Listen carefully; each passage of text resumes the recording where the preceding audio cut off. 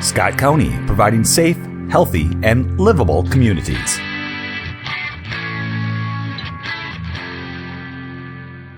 All right, next we're on to Scott County Delivers on the topic today of public records. Thank you to our presenters and panelists for joining us today, and I believe Chris Harder will kick it off. Good morning, Madam Chair. Good morning, Commissioners. As Commissioner Weckman-Brecky said, we're here today to talk about public records, and this is a little different way to bring some topics before you, and you're going to hear some information today that we haven't previously brought forward to Scott Delivers. So we're looking forward to a good discussion and really appreciative of the panel of folks that we have with us to talk about that today. We're going to talk a little bit about the vitalness of accuracy and efficiency, and that's really what drives these programs. It's how they're measured. And these are programs that look at the collection, creation, maintenance, and distribution of records that the public relies on for kind of a general source of truth for land use, tax, and possession, and permits, and all those things. So we have some program level data to share. We have some business measures. We have some new data. So we're just excited to have a conversation. So with that, I'd like the other facilitators to introduce themselves. And then if you all would just introduce yourselves and which program area you're from, where you're going. All right. Jake Grusing, Transformation Enterprise Services Director. Greg Sorensen, Chief Information Officer. Danny Lenz, Office of Management and Budget. Matt McLeese, GIS. Sherry Schmidt, Sheriff's Office. Michael Thompson, County Assessor and Property and Taxation Services Manager. Ron Holbeck, Data Privacy Coordinator. Julie Hanson, Community Services, Property and Customer Service Manager. All right, first question. I'll kick it off. On page 7, as far as voter turnout, we look at, obviously, the presidential election years are higher. We talk about percent here. Is this percent of all voters that actually, or all people could vote, or all registered voters? What's the percent baseline here? That would be the percentage of registered voters. Okay. Yes. Is there any, we talk about kind of marketing and getting the voter. I mean, do we have an idea how many people that can vote aren't registered? And would there be any mechanisms or marketing guys outreach you could do to try and get more people to register? I honestly don't know what our total eligible population would be. That's a really good question. We certainly are looking to get the word out in populations that maybe haven't voted before in partnership with the Secretary of State's office. And especially in our election judge recruitment, that's a lot where our focus is this year, trying to recruit judges of different populations, whether it be age, background, those kinds of things. So we'll definitely work with the Secretary of State's office and see if we can get some more data about where really is that number. Okay. I certainly know the population of Scott County versus the registered voter count. I'm sure you know we have about 154,000 people in Scott County, and our registered voter count is hovering right about 98,000. So how many of that 56,000 are minors or folks otherwise ineligible to vote? I'm not sure. Okay. A little over 40 would be children. Children, perfect. Thank you. Julie, along with that, just as a follow-up, the legislature made some changes last year in who is and who is not eligible to vote. And I'm just wondering if you could say something about the impact you think that might have on your work going forward into this next election. Sure. The biggest change I think last year that the legislature made was changing the eligibility of someone who'd been convicted of a felony versus someone who is incarcerated. In a lot of ways, this is making our job much simpler. So it's a lot simpler for us, and it really is a lot simpler for the folks in the community. It was very complicated before. The reports we would get from the Department of Corrections were a lot of times based on sound X, so it was the sound of someone's name. It wasn't that necessarily maybe they were the one convicted of a felony, but someone who had a name that sounded similar. So knowing that our information was as accurate as it could possibly be, we did a lot of research with the attorney's office, those kinds of things. Now it is, if someone is in front of you, they're able to vote. And for our election judges and folks working in our absentee rooms across the county, that's just going to make things a whole lot simpler. Thank you. Can we go to page 11, please? Slide 11. I have a question for Ron. So this data is pulled from GovQA, and there's a little bit of information in the narrative, but Ron, can you give just a high-level overview of what GovQA is and why we have that software? And then my question about this particular slide is, are we trying to get to 10? Like 10 is listed as the target, and when I read about this measure, why does it matter? It sounds like 10 is more like the maximum, like we want to do the work in at least, or no more than 10 days. So we don't want to hit 10 as a target, we want to stay as far below 10 as possible. So can you just address the uptick in the time, but before you do, a little overview of GovQA? Sure. So statute says when the request is for an individual, so if you were to request your own records, we have 10 business days to respond to that request. If the data is not on you, if you're requesting statistics or just general data, we have a reasonable time to respond. So we set a maximum, hopefully, of trying to get all data requests done in a reasonable time, which we feel is under 10 days. Again, each data request is different. Some of them are much larger and are going to take more than those 10 days. Depending on what they're asking for, but the goal is to keep them on average below 10 days, especially when we legally have to, when it's data on the individual. Does that answer your question on? Yeah, about the 10 days, and then just a little overview of what that is and why we have it. GovQA is a new software that went live in Scott County on August 30th of 2023. It's a place where we put all of the data requests throughout the county.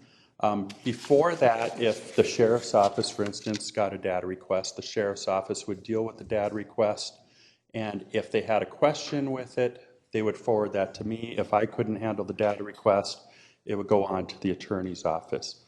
Now, every single data request, whether they need my assistance, the attorney's office assistance from the sheriff's office, or all departments, go into GovQA. So it gives us a much larger view of how much time all collective departments are spending on data requests, how many we have throughout the county, what the time frame is. Are we all answering them in the same amount of time? Are we all invoicing them per statute? Are we all doing our data requests in the same manner, whether they got to the sheriff's office or customer service or HHS or whatever department they might do? So it kind of streamlined the data request process to give better oversight over all of it, give us a better idea of what the scope, how many we have, and how we're responding to them.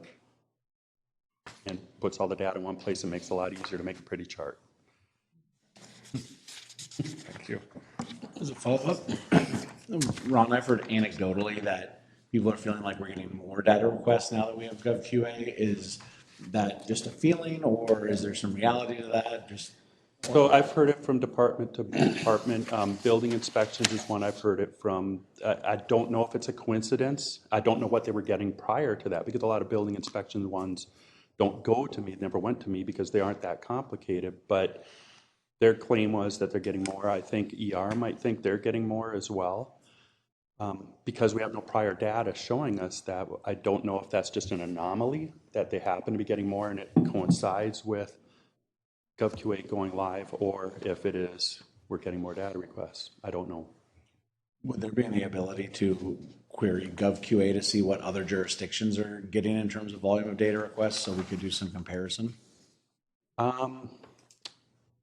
I can query other jurisdictions and that I know are using GovQA. I know Ramsey County, Olmsted, and Hennepin are using GovQA, and ask them if there's some sort of trend. It's something that I'm curious about, because we don't have a long-term data.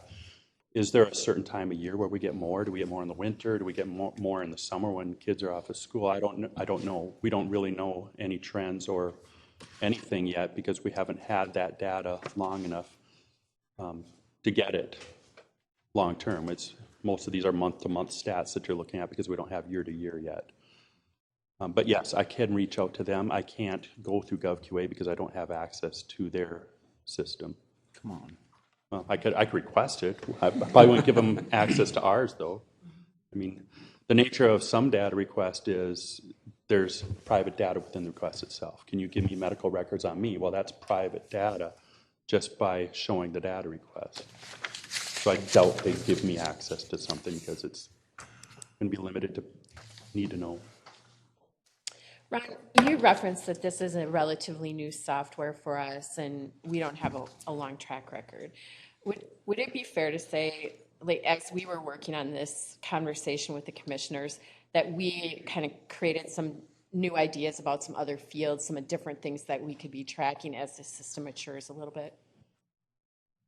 Yes, that statistic you just showed on the number of days open, I don't think we had any idea. I mean, we assumed, and I think maybe on a data request by data request basis, we knew that this one was perhaps beyond the 10 days or things like that. Now we know the whole picture of it, and we can look at the ones that go beyond 10 days and ask ourselves why.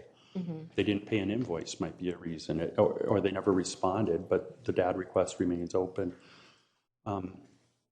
I do think there's other things we can measure as far as, again, what's the total number throughout the county. Prior to GovQA, I did get data requests, and they were probably about 20% that I saw of what seems to be, we get about an average of 100 data requests per month. Prior to that, I saw about 20, and I think the attorney's office probably saw 5 or 6 of those 20. Now we can see the broader scope of it, about 80% more that we can see. Right. Okay. Okay, thank you. One last question on this topic. So we look at the number of days, and this topic also, like how much is paper storage, which we'll get to later. How much data we have? Do we get any sense when you're looking at the request we're fulfilling? Are we fulfilling a request the data that probably should have been purged, so that may be taking us longer? As far as how long are we saving data, how good are we at purging data with his retention schedule? And then if we don't do that, does it wind up taking us longer to fulfill a data request because we have more data than we should have? That's a good question. That's jumping into retention. If there's a data request and we have the data, we have to produce the data. Even if it's been here for 30 years and we could have gotten rid of it after 2 years, we have to produce the data if we have it. I'm aware of at least one case where we've had to order our data from our offsite storage, bring it here, go through the box, identify whether we even had the data because we weren't sure what exactly was in the box. And that delays the process a little bit. I haven't looked at data requests to see how much data we're putting out that might be beyond retention that we never had to answer. I should say I do recognize it sometimes when there's a data request and we have an email go out from 2009. I know that shouldn't have been there. And that's an individual thing where somebody didn't delete their emails. But I haven't gone through all of them to say, well, this one, had we been following our retention schedule, this one would have been a simple no data exists response. I haven't done that. If I could. Okay. So I said last question, but I had another one. What are the sorts of data requests the sheriff's office gets? By source, what do you mean? We get a lot from just the general public.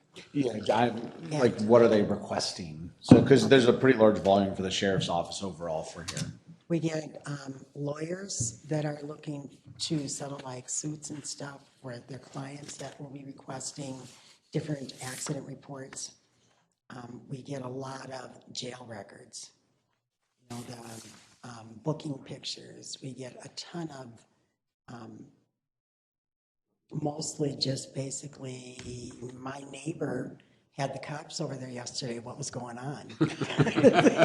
So we get a lot of that. I guess it just kind of really varies. A lot of accident reports, a lot of criminal cases that somebody was in. Ron, is there kind of a flavor to what we get across the rest of the organization for the types of requests from what you see?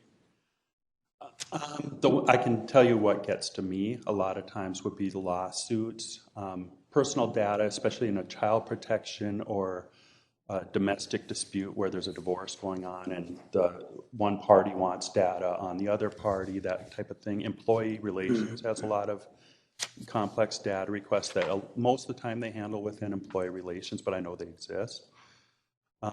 Others are, the reentry house was a popular one. We had a lot, as the board knows, on the reentry house in Prior Lake.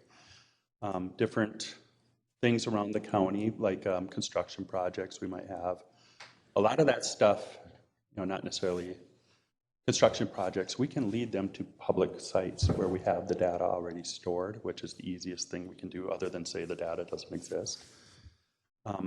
HHS, a lot of their stuff is medical records. I want my mental health records, my medical records, that sort of thing, my benefits that I got. I'd say that's the majority coming out of them, and those types of things, because it's like an accident report in the sheriff's office, because they get them so frequently, I never see them or rarely see them unless there's something in there that's a little bit different, like, I'm going to court and there's an investigation and I need this data, and it might have some caveats to it, outside of the normal. I just want my accident report. And then building permits. There's quite a few building permits that I didn't realize were going on, and it's a wide variety. You never know what you're going to get, really, until you get it. Sherry, just because your department is involved in a lot of these requests, how has Ron's position, like that position was kind of reconfigured, the database is new, how has that changed work in your office? In some ways, it's made it easier because, well, even when Nate was here, we have a contact person. And because we know Ron so well, because he used to work out with us, Yeah. it's really easy to go to him when we have a question on something. Okay. We've had some complicated ones come in that, is it okay for them to have this? Because I'm not sure. And so he's been really easy to work with on that. So it's been good for us. Okay, so just that ability to kind of talk through what should we release and what can't we release and all those things. Okay, And he thank you. doesn't get mad when we come back with the same type of thing. That's nice, isn't it? Thank you. Okay, thanks. So on the following slide, page 13, we start to get into the physical storage. And the scale of this slide, I think, kind of masks the impact from 2023 to 2024. Because reducing that cubic footage by more than 1,300 cubic feet, that's real progress compared to the previous years. So I'm wondering, my first question is just like, how's the shift to paperless going? Greg kind of brought this up as we move toward having everything in systems and less conducted on paper. How is that shift going, and how important is it that we continue to drive our business away from paper and into systems that don't rely on physical storage? So I think it's very important. We have dropped that number from 2023. If you look at that number 10,490, we've actually dropped it now. I think it's 8,900. It's gone down a couple hundred more because the stat was given in March. But when I was hired to this position, one of the things I was told is we want somebody to have an eye on our offsite storage, and if we can, reduce the amount of things in our offsite storage. Because GovQA was coming along, I was kind of tied up in that, but as soon as that went live, I kind of refocused my energy on this at the end of last year, started reaching out to multiple departments, and just asking them. I'd export what they had out in offsite storage into a spreadsheet. I would then go to my retention schedule, our retention schedule, and say, okay, this one to me looks like it's beyond its retention period.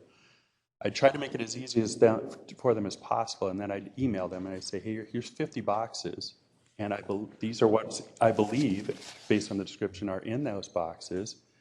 If you agree those can be destroyed, I will do the work. I'll destroy them for you. I try to make it as easy as possible. And in that process, we've lowered, since January, our offsite storage by about 20%. The cooperation from our departments in doing that is, no, I haven't had any pushback. Most of them are kind of on board. Yeah, if you can get rid of it, get rid of it. But we still have a lot out there. I think it's important to go paperless for a number of reasons. I don't like the idea of our data, when we had that one data request for building permits that I talked about, having our customers have to wait multiple days longer than they have to, and us pay a fee for them to take that box off the shelf, drive it from New Brighton down to here.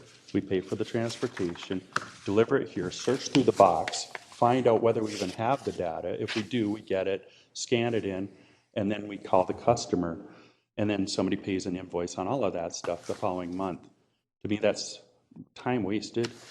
It's poor customer service when we could have, if we had a database like CityView for building inspections possibly, where we could have stored that and found out immediately, yes or no, you've got that data. We could have had that done in minimal time. Not to mention the data security of having trucks crash, having trucks taking our vehicle, our private and confidential data back and forth to New Brighton all the time. If something happens to that truck, our data is going to be flying in the wind. I like the idea of having it in the cloud.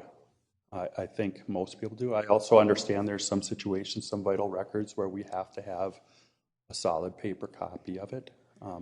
So I don't know that storage will go away. I don't know that we have to hire a vendor to have offsite storage in today's day and age. We have a number of LETG. The sheriff's office used to have a lot of data offsite. They don't have one slip of paper offsite anymore. It's all in LETG. We have a lot of databases like SSIS and I'm trying to think of some others, but Traverse, where we could store some of that stuff in my mind, at least. And again, I'm not the business that does that, so it's easy for me to say. It's not necessarily easy to do, but I think it's, you know, one thing that shocked me in the conversations I've had is Michael actually brought it up, that Scott County didn't have anything in offsite storage prior to 2005. And here we are in almost 2025. We're halfway to 2025 with more space than we had in 2005, more technology than we had in 2005, 20% less records than we had 4 months ago. And court admin's working on a project where they have actually 40% of our offsite storage. They're going to eliminate all of their offsite storage. So we're going to have half of what we had, hopefully within a year. And to me, this is a perfect time if we're going to ever do this, and I think someday we will do this, to eliminate as much, if not all, of our offsite storage as possible. So Ron, I just want to add though, so there's some context to this. Before, when we had central storage, we had staff operating it, and the cost far exceeded the cost of the storage. So there was a time, I see Julie nodding her head, there was a time when the cost to store was far better for us because of the lack of space and the cost of a couple people running a central area, that the decision was made by those at the time to store it. Now, I agree we didn't have the technology and the scanning and those types of things that we have today, so I'm glad we are taking a look at that, but there were a lot of very good financial reasons and decisions why that was made at the time. Yeah, thank you. And I don't have the historical perspective. I didn't really set eyes on this until October of 2022 and started paying the invoice and went, what in the world? And I was given the directive of putting eyes and try to reduce the offsite storage. So that's what I'm trying to do. So, Oh, go ahead, Greg. so your paper's tangible. We can see it. We have to pay invoices for it to store it. And so it's easy to say we have too much, we want to get rid of it, and we got dates on boxes. Technology poses a different challenge. I mean, some systems we have, I know for a fact, they don't even have purge routines in there to get over all data. So what are the processes? What are the triggers? Because it's so much easier to have technology, you know, when it saves it, it's just like, it's in the cloud, we don't get charged for it, there's no repercussions of it. And so what are the processes that you could potentially see to make sure that we have as good a hygiene with electronic storage as you're doing now with paper storage? So I don't have a solid answer for that. I do think there's some steps that Scott County can do to reduce. I think, in fact, I know it's happening organically even without my intervention. Most departments are reducing their offsite storage without me having to talk to any of them. This year, there's only one department that's put anything new in offsite storage, only one since January. HHS, I just found out last week, hasn't put anything out there probably since 2018 or 2019. The attorney's office is reduced their inventory by almost 20-25% on their own this year without me having to say a peep to them. Because HHS and the Sheriff's Office is probably the most successful, but HHS and the Attorney's Office have a process in place where they actually take their boxes back after a certain period of time, 7 years, 10 years, I'm not sure what the period of time is. They go through those boxes at the beginning of each year, and they only return the boxes that have to be out there. And one strategy I have that I kind of like in my mind is to reduce our offsite storage organically would be to stop sending new boxes down to our offsite storage.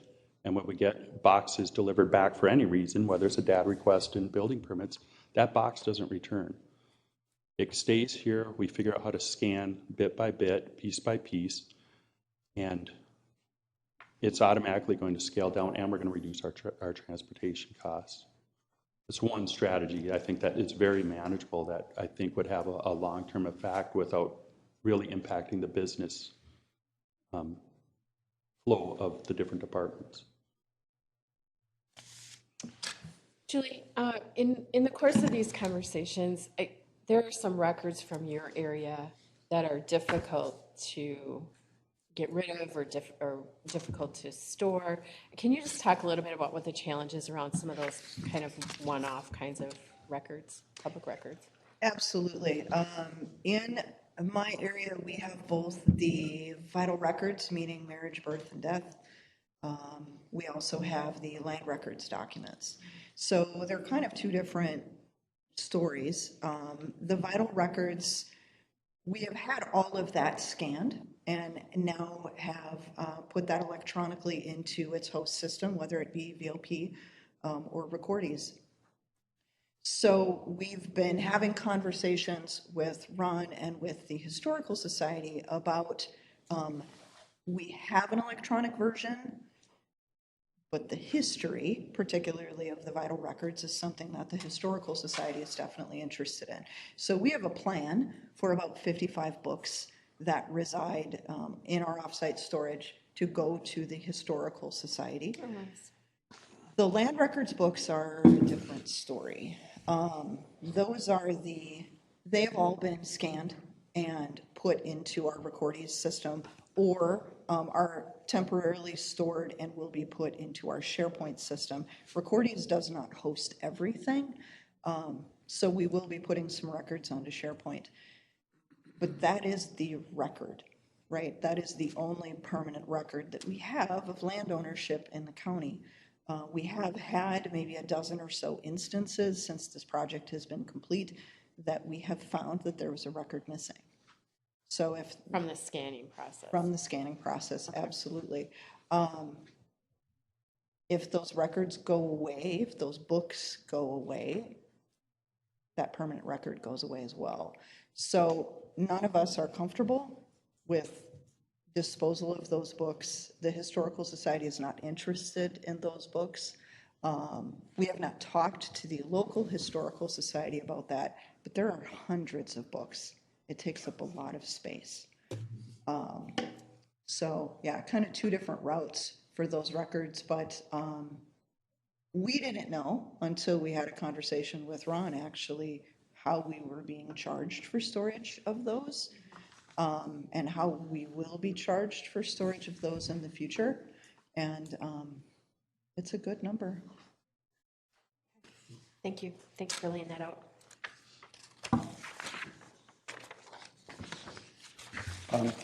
Matt, on page 17, as far as devices used to access the GIS data, there's been a pretty good increase in mobile kind of utilization of that information. What have you done, or how does it impact what you do and how you deliver stuff to make it more mobile friendly to cause that number to go up? Yeah, so we leverage a platform. Our vendor, Esri, has provided us with a development environment that allows us to do development across multiple devices at once. So we build one application and it's serving the desktop version. It's also allowing us to test in different mobile devices, whether it's an iPhone, an Android, and even a tablet all at the same time. So the technology has kind of integrated itself into a way that we can build applications right out of the gate that function really well on all devices, and it's really helped drive our utilization. SG3, our main application, what we consider the gateway to what we provide for public information, it's was built a little bit before that time, but it's still very mobile friendly. And so we're looking at an upcoming development cycle on enhancing that to make it even more mobile friendly and try to drive this number even further. Okay. So when you're looking at your utilization, and there's this chart on page 16, are you able to track what people are actually accessing, like the common ways? And is there any discussion about adjusting the system to more default to those ones that 90% of people are going to, or to have easy buttons to get to those types of things as opposed to the list of clicks and stuff? Yeah, so we have integrated metrics with all of our platforms. So the open data platform that the board adopted in 2015 that allowed us to provide free and open information, public information that we have, attracts the metrics automatically. So this is a cloud-based system where we upload the data and then the public interacts with it to download or interact with what they need. That is a very good point. We probably haven't considered making like our parcel data set, which last year alone had 3.2 million requests. Probably one of the most requested data set items in the entire county, I would assume. We haven't discussed how we could deliver that in a simpler fashion, but I do like that idea. Another question on this for page 16. Have we looked at any kind of associations of what might impact the number of requests? So if you look at, 2023, just the trend was higher overall, then we start to get into 23 and 24, like in my mind, is interest rates impacted or something like that? Do we ever kind of try and look at that sort of correlation? No, we haven't. This was kind of the first time we pulled together this moving average, and we kind of see that it spiked like last summer, last fall. And we were hypothesizing why that could be. And what we came up with is that we onboarded a few of our partners. We have city and tribal partners that also use the open data site as an API. That means they can connect right to the service and consume it directly for their own internal uses and even for some of their public workflows. So we think that last summer that might have been when Shakopee and the SMSC kind of came on board and started using these APIs. And then it's kind of trending downwards, but it's holding steady. According to our metrics, we have about 8,700 daily requests, which is quite a bit. And because it's a cloud-based solution, we can handle that capacity. There's no strain on internal resources to do so. We have not tried to correlate it yet, but I do like that idea as well. Matt, do you, as we're thinking about public information, public records, what the public wants to know, do you know what your next steps are as far as layers of data that people can pull off of a GIS site? Like, what's the future for this? Yeah, so we do. We do obviously a lot with taxation, land records. We increasingly are moving into permitting stuff. So a big addition that's coming online this week is conditional use permits and interim use permits. So you can see those all over the county.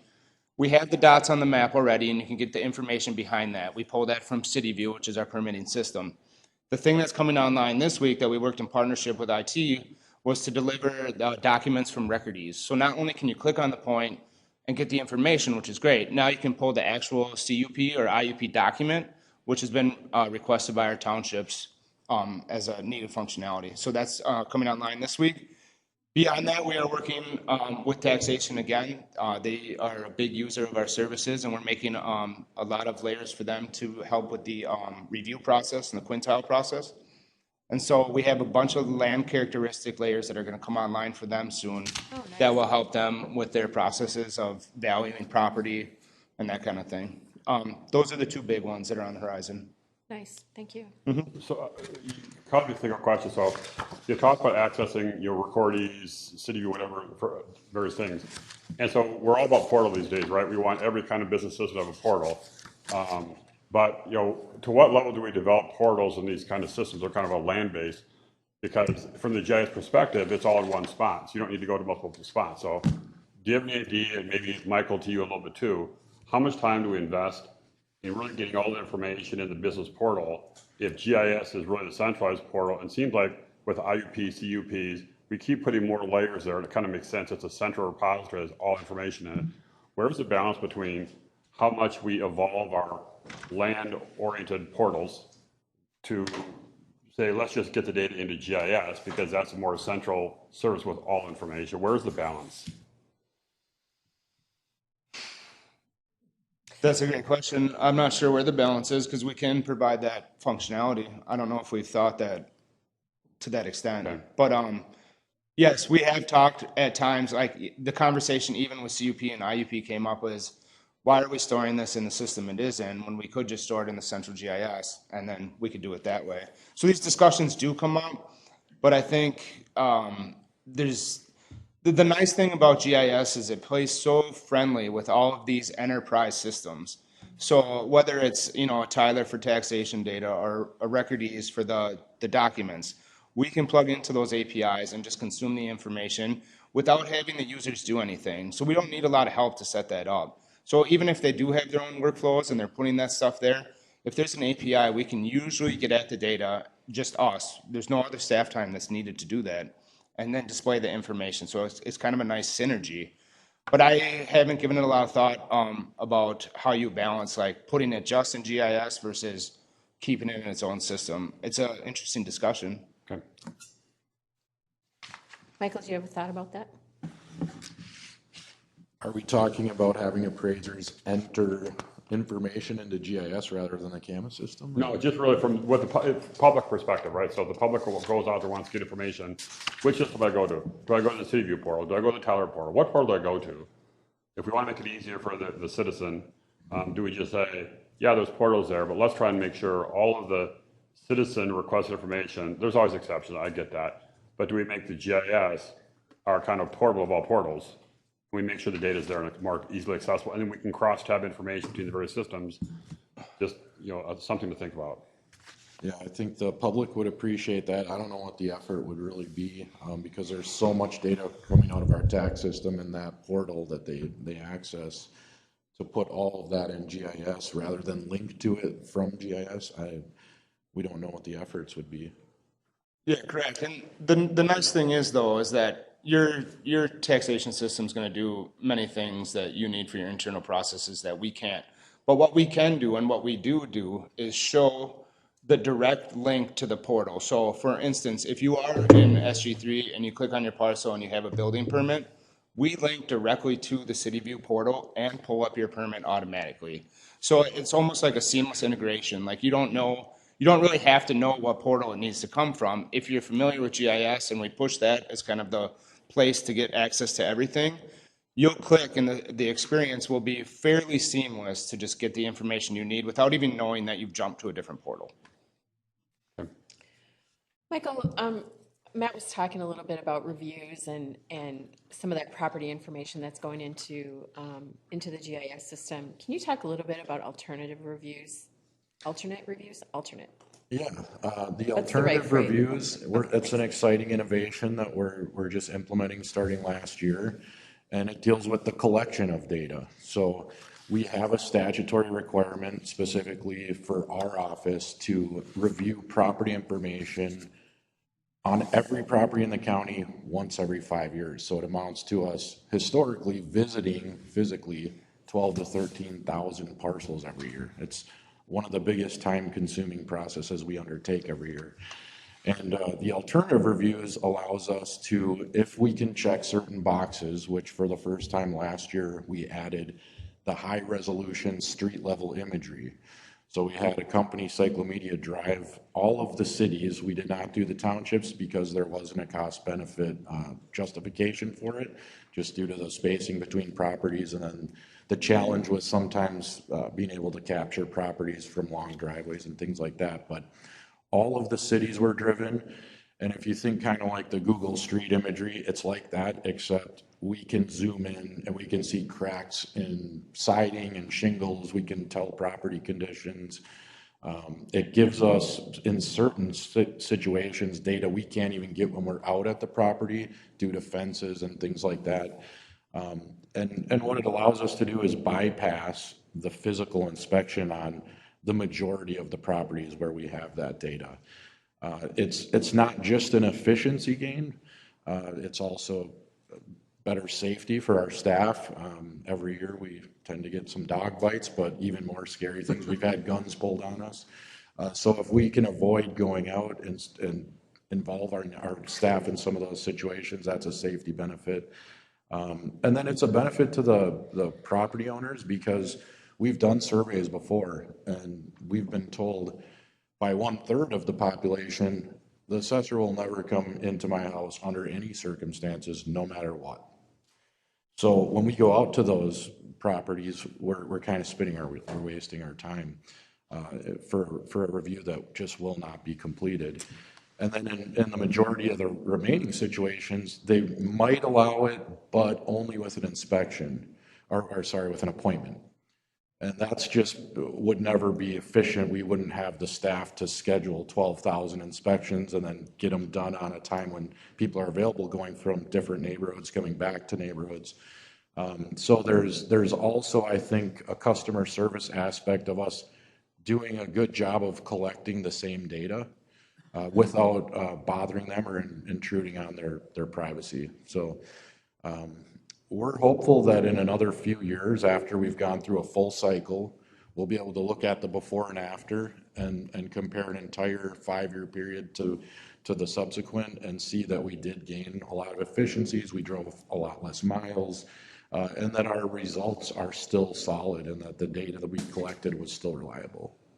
Nice, thank you. So you're gonna keep us on the edge of our seats until 2027? Yeah, we're gonna make you wait a few The results of that? Yeah, you can't quit before then. Okay. I'm gonna ask you, I'm sorry, I'm gonna apologize, 'cause I'm gonna ask you a question I wouldn't want someone to ask me if I were sitting on that side of the table. So I think if I were a taxpayer, I've here in this particular Scott County Delivery, there's been a lot of them. We talk about efficiencies, especially efficiencies driven by technology, process change. Great, we're gonna be more efficient. I'm hopeful that at the end of the current quintile, we'll see lots of efficiencies. What happens with that time then? Now, especially now, if you're sitting in 2024, looking out to 2026, 2027, we talk a lot, and this is not you specifically, we as an org talk a lot about gained efficiencies. And I think we talk a lot less about what do we then do with, okay, we gained 15 minutes per transaction in this process. What do we do with that 15 minutes? Yeah. Over time. So if you have the next 2 to 3 years to think about that, do you already have ideas, or will you give thought to what might you and your folks be able to do with that efficiency gain? Yes, we already know that it will open us up to be able to spend more time on the analysis, which has been lacking. I mean, we do a great job, but it's time that will be spent dialing in, analyzing the data, the sales, and really probably producing better results in the end. We've also got a long list of projects that we never have time to get to. I'm sure other departments are familiar with that issue. And with a growing county, we're adding thousands of parcels through subdivisions and new plats that are being recorded. We're building, I think it was almost 600 new houses last year. That creates additional workload for us, and we're hoping it kind of staves off having to add FTEs that otherwise definitely would have had to been added. And I think our appraiser section hasn't added an FTE. I'm trying to even think back the last time we created a position in that area, and it has to have been at least like 7 or 8 years ago. And it's through these types of innovations why we haven't, with the growth of the county, had to match that with FTE growth. I wanted to give you a chance to talk, because as we talk about technology and efficiency, certainly customer service has experienced some of that. Would you just talk about some of the work, and our data's a little smushy on wait times because we haven't had the technology in place for as long as we'd like yet. But can you talk a little bit about on page 8 and page 9, actually, even, just about how that customer experience has changed for people that are coming through customer service? Absolutely.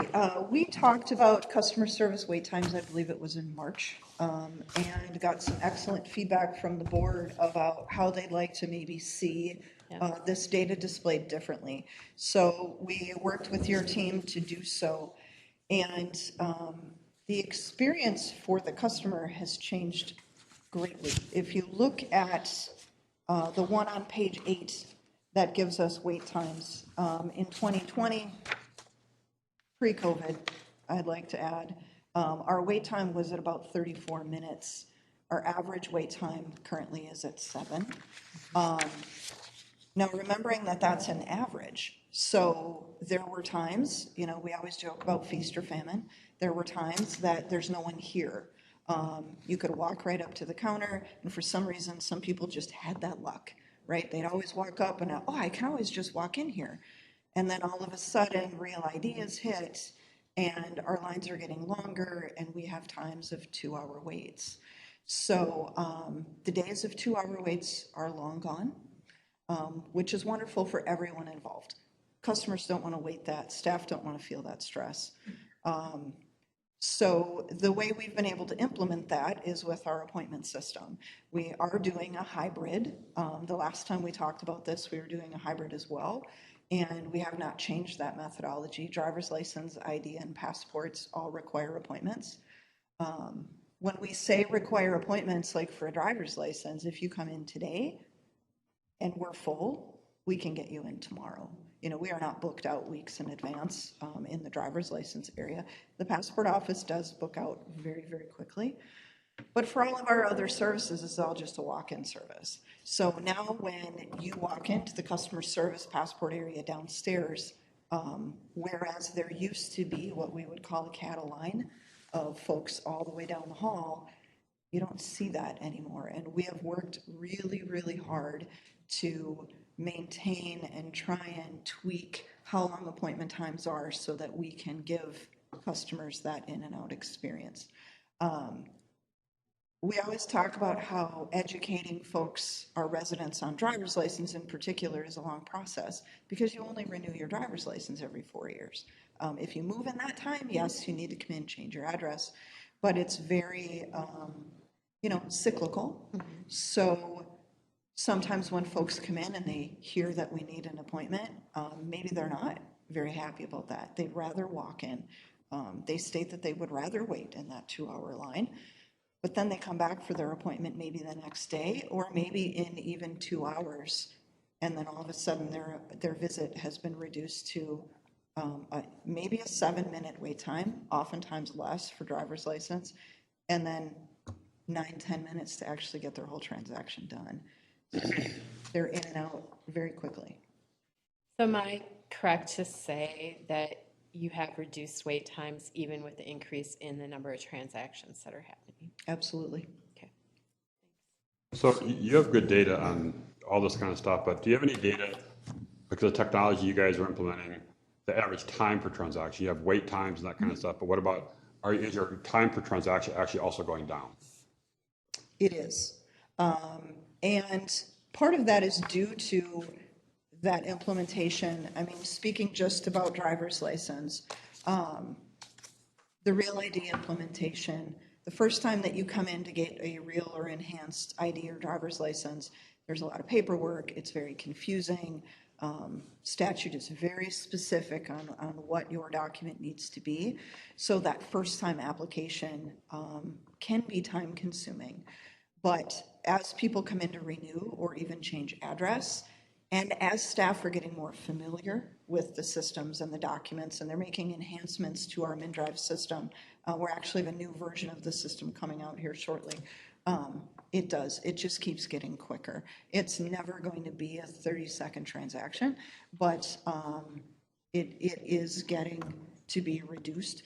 When we first started the No Wait Inside system to be able to get our data, and Jennifer Donnelly is here, so she'll correct me if I'm wrong, but I believe the enhanced driver's license was taking us 24 minutes, and we are down to about 17. So we've cut out a good length of time for that. And it's actually enabled us to, we really kind of waterfalled out the appointment times when we first started. Your regular standard renewal, we gave 15 minutes. Your Real ID and enhanced, we did 30 because they were much more involved. We've been able to go to all 15-minute driver's license appointments with the knowledge that some of those are going to take a little bit longer, but some of them are only going to take 9.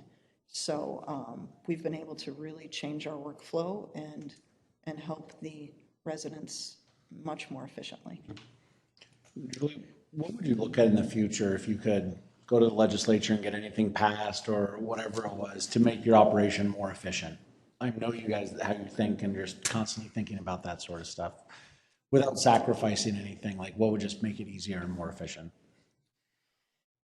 The first thing that I can think of that would, A, make it more efficient for us, as well as much more satisfactory for our customers, is the ability to print titles on site. We went to the legislature a few years back and asked for the ability to print duplicate titles. And with Cindy Geis and Mako, we were able to get that passed. So we have the paper stock, we have the ability, we all have the knowledge, and we enter all of that data on the front end. Now, the state is just giving it its final, look-see and approval at the end. We've talked to the state about printing transfers, and maybe it's restricted to certain types of transfers. Maybe it's not a salvage inspection and very complicated, something like that. But you're selling your vehicle to your nephew, or you're giving your vehicle to your nephew, and it's a very simple transaction. I'd really like us to have the ability to print titles on site. That would be a huge win for everybody. Is there a last question from this side of the table? Otherwise, I have one last question. Okay. I'm just wondering, Go ahead. Okay. Just as you all were talking about coming to talk with the commissioners this morning, was there anything that you learned out of this process that changes how you work or what you know about the roles that each other play? Did you pick up any benefits from this, from the prep for this conversation? The answer is yes. I picked up a lot personally. This has been a really kind of unique, right? This is a unique presentation, I think, for us. We all work together, we all know each other, but to really dig down, other than as a user of GIS, I don't know that much about it. And to sit down and talk about all the improvements that have already been made over the last few years and the things that they're looking to do in the future was fascinating to me. And then I'm learning better tools for myself to serve my customers as well. Working with Ron on this offsite storage project in particular has been really great. I've known Ron for years, and as Sherry said, he's fantastic to work with. But to me, it's not only the learning about how everybody does things, but it's that deepening of those relationships. I always appreciate that, so. I learned from the offsite storage project too, not everything can be stored digitally. The best example is your land records, but I think the attorney's office has confidential information that we probably, and same with HHS, we probably do want some paper copies.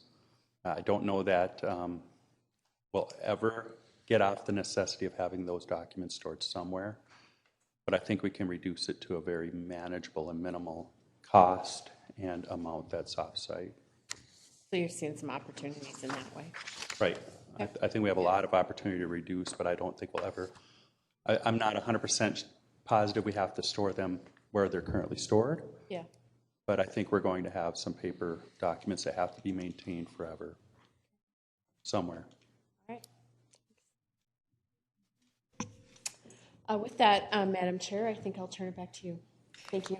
Thank you very much. I have some comments and questions, but I'm going to turn to my colleagues first. Commissioner Ulrich. Yeah, Michael, I'm going to ask you this, and I'm not proposing this, I just want to explore the topic. In terms of homes, knowing what the condition is, what inside and outside is, does MLS allow you to do a grab of data, like of pictures and all the data? It would seem to me that if you could grab the pictures and data and then have it attached to that record, if you could, in a 5-year period, you'd probably have at least a third of the county with MLS data, pictures and all, Is that something that's MLS will allow? Is it Is there privacy issues there, or what? I mean, I'm just curious of how you could improve what you have so you don't have to go out so much. I know you get the street view, but that seems to be just skimming the surface, basically. Yes, we do have MLS accounts in our office, and we do use that information to manually review properties when they sell. We don't have the ability to take their data and use it for assessment purposes. It's a rule that you can't take any photos out of MLS directly and use them for another purpose, or you're not supposed to copy them for any other purpose. But we do find that there are a lot of public websites that take that data and then broadcast it through other real estate companies and their public websites. And those tend to also have the disclaimers and warnings that that's, not for public consumption, but we are for public use or copying those off for other uses.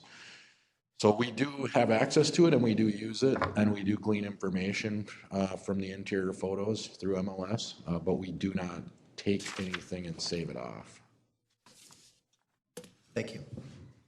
Good question. I do have one more. It's probably an aside, but when you talk about public records, I think of public record too.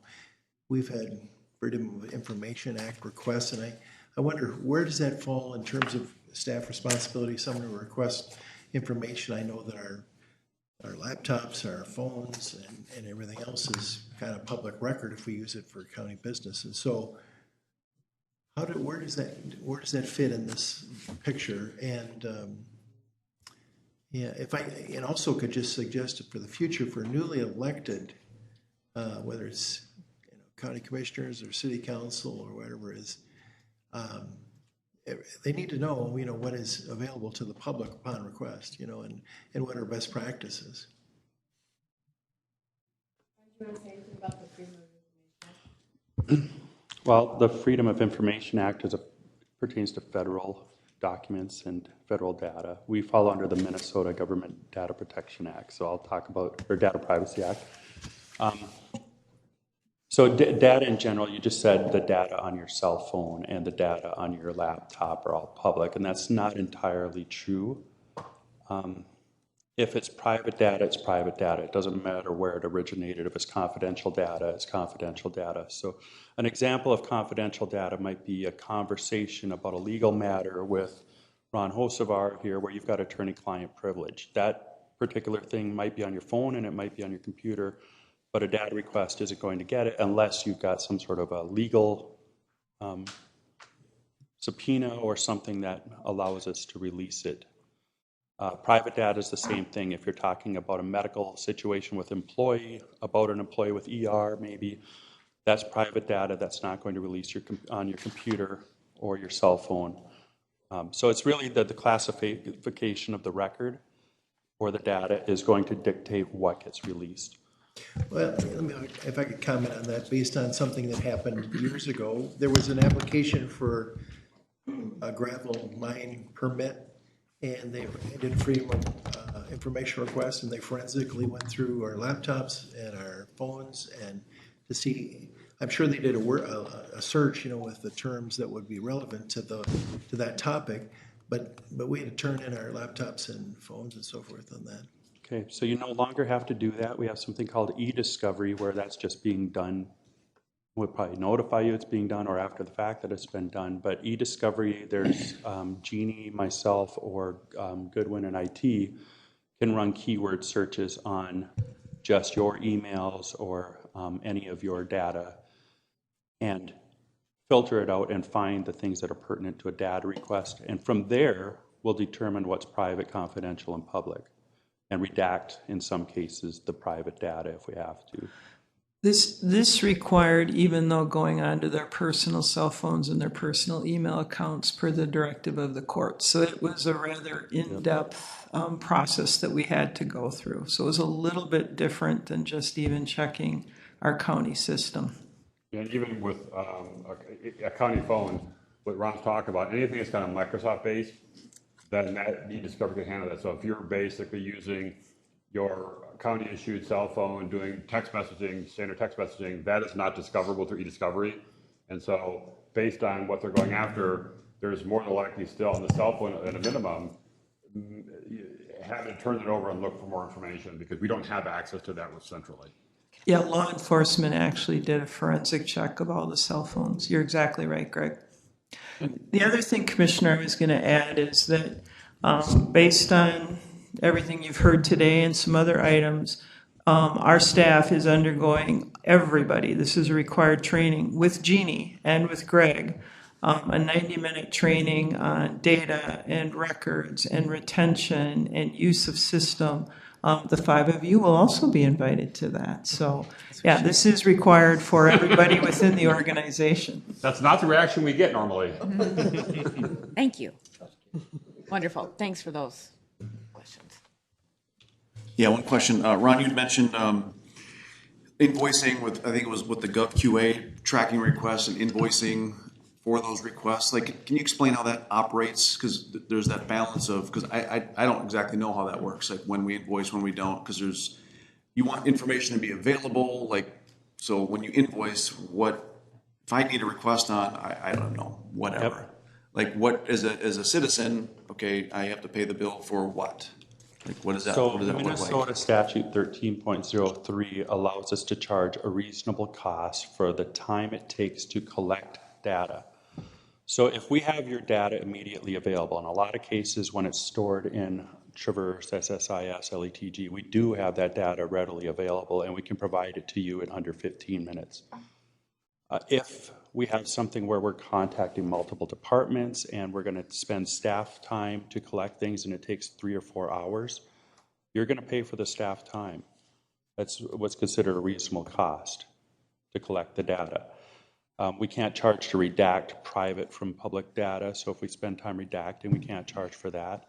If the data is on yourself, the county made a decision to allow the first hour to be free. So if it's on yourself, it's not going to, generally if it's as on yourself, it's going to be a pretty simple request, usually, knock on wood, but it's when you're requesting things on, and we have an employee relations right now that's taking well over, well, I don't want to say how much, it's taking a long time.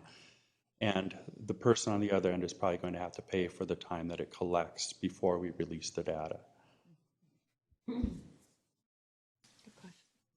So it's not necessarily operated as a profit center. It just cover the cost. It's covering the cost of employee time to take, if I have to take Julie out of her lane to go and gather data for a data request, they're actually not going to pay for Julie. They're going to pay the cost of the lowest paid individual who could have gotten that data. Even if it's Julie who got it, we'll charge based on the lowest paid employee in Scott County who could have gotten that data based on how much time it took Julie to get the data. Does that make sense? Yeah, it does. It does. It's, it's that balance again of not having that. And that's all written in statute in 13.03. I didn't know if it was 1303 or 031. And I would just, we don't make money on any data requests at all. We are 100% of the time the loser on that. Because when you're talking about redaction, that is a lot of time, and usually it's someone who's at a higher salary rate who has access to that data and has a business purpose to see it. Well, and that was my understanding, but it's just a great time to kind of clarify that it's like, we're here to answer those questions as they come in. But also at the same time, it's like, to be expected some amount of money that and I would charge back. Too, that most data requests we don't charge for. However, we want to be consistent when we do. We don't want to, and that's something that GovQA has helped us where, why aren't you charging for this one? Or I don't think we've ever said, why don't you charge for this one? Because generally, if they come to me, they're generally going to take a little time one way or another. Do you ever provide an estimate ahead of time? We provide an estimate before so if there's going to be a cost, I might ask ER, how much time do you think this is going to take? So they're guessing. It's a guessing game because we're not going to pull the data if they're going to say, well, I'm not paying that. Why spend the time collecting the data? So we'll send an estimate to the requesters saying that this is what we believe it's going to cost. Are you willing to pay? And if they pay, then we'll provide the data. And you'll get firms from across the country that'll just, this is their business. Yeah. They go and they pull all the stale check data, they'll pull property data, all that sort of stuff. And sometimes writing that price up front can help save a lot of staff time because they're like, nope, not worth it for us. Thank you. Thank you. Jody, do you have anything? I don't have any questions, but thank you very much for the information. All right. Yes, thank you. I just want to comment on a couple things. In my non-commissioner life, I use Recordese a ton. It's wonderful. Staff have been wonderful, I think, helping real estate professionals, attorneys throughout the communities in using it. And I appreciate Jake's question because, yeah, I used to bug you guys a lot more before that data was easily accessible, but we know there's more to do also. So thank you. I mean, just as a user of those services, it's been wonderful and efficient. Yeah, thank you all for this presentation. This is really foundational, important government work that even we don't think of very often, but I can imagine the average taxpayer never thinks of it. It's our duty, though, to do this work and do it well, to protect data, to be efficient. So I think somebody this morning asked if I was excited about this presentation. Must have been you, Julie. And I'm like, yeah, I am. I am really excited about it. Glad to hear from the administrator about our mandatory 90-minute training, because during this I was thinking about we need continued reminders about especially email retention and tips, and like I think we should be that should always be in front of us because you get lost in it and you forget. One other thought I had is every single county in Minnesota is dealing with these big land record books. Has there been any discussion on a regional, statewide basis? Because I get it. Most of it's scanned in. We almost never need them, but we can't get rid of them. That's an important record. Any thoughts on a regional or state basis for storing all these books?